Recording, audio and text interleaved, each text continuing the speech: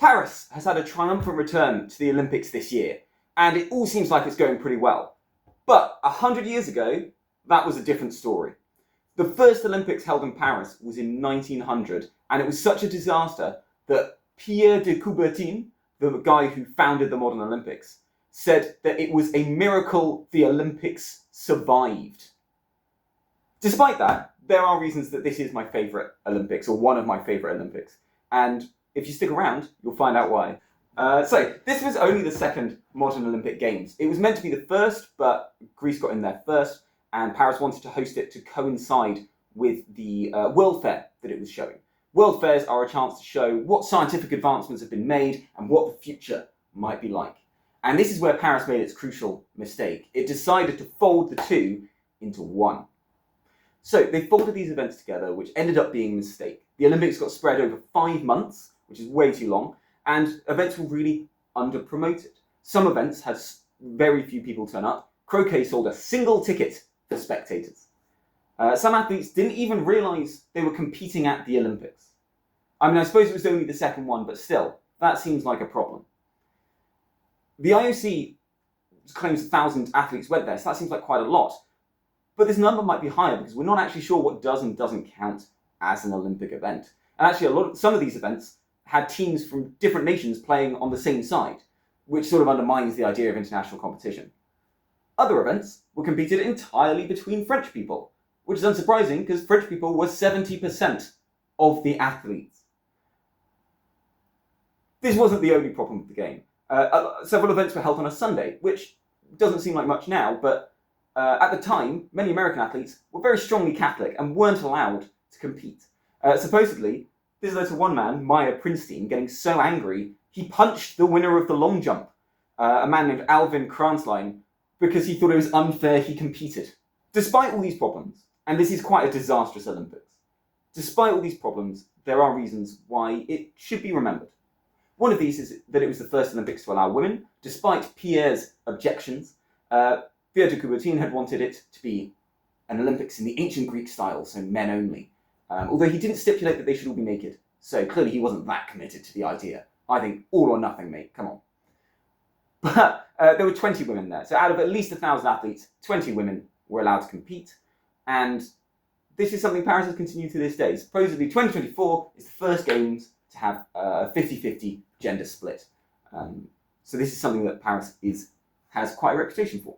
But the reason why I personally love these games is because it was during a time period when things weren't set in stone. People were still experimenting.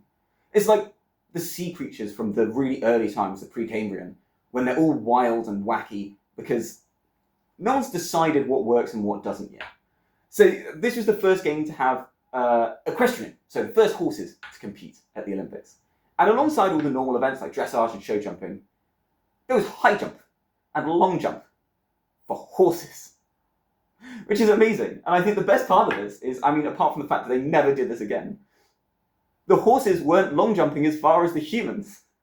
The horses were bad at long jump, which is probably why they cancelled it. Cricket was competed at the Olympics for the first and only time.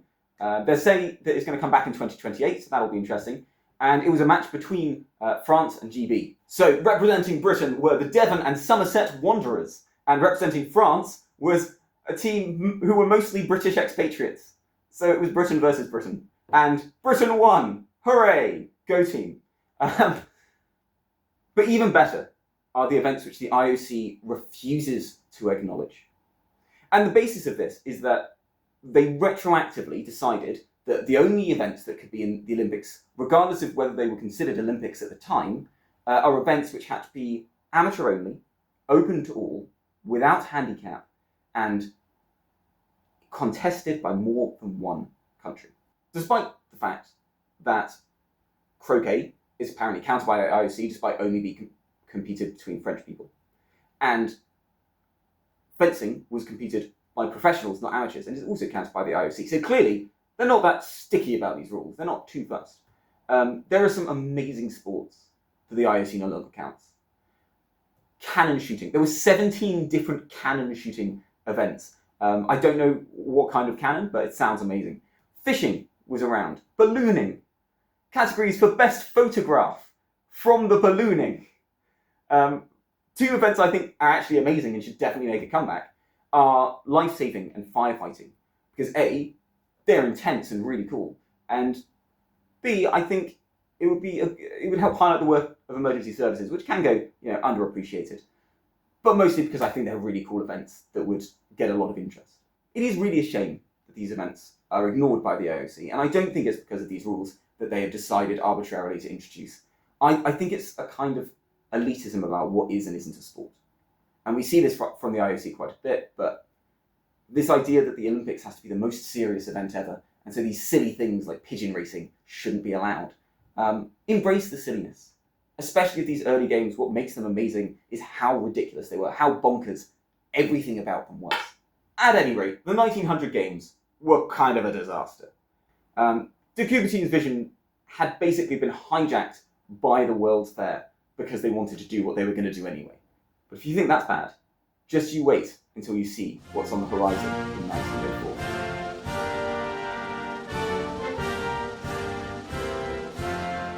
If you thought that was interesting, please do give me a like and subscribe. It's why I do it. I'm an addict for those likes. And why not try out one of my other videos? Here, or here, or here. I haven't decided where I'm putting them, but somewhere around me. You might enjoy them.